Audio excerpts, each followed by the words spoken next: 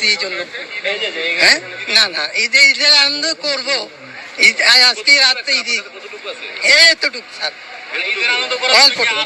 না না, আর কোনো নাই, আর কিছু নাই। নাই স্যার, আমি মনে করেন কোনো কিছু খারাপ কাজ করি না স্যার, খালি কাজে একটু খাই, একটু কাছে স্যার।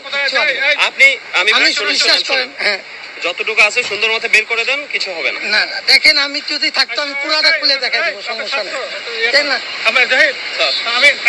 হ্যাঁ, দেখি দেখি দেখি, হ্যাঁ, যতটুকু আছে বের করে কাজ করুন, সমস্যা নেই। ওনার কাছে কিছু পাওয়া গেছে নাকি?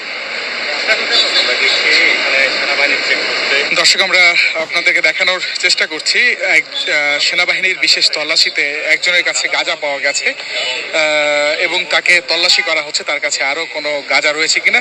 সেনাবাহিনীর থেকে আমাদেরকে যেটি জানানো হয়েছে, তার কাছে গাঁজা ছিল এবং তিনি গাঁজাটিকে বাইকের মাধ্যমে লুকিয়ে রাখার চেষ্টা করছিলেন।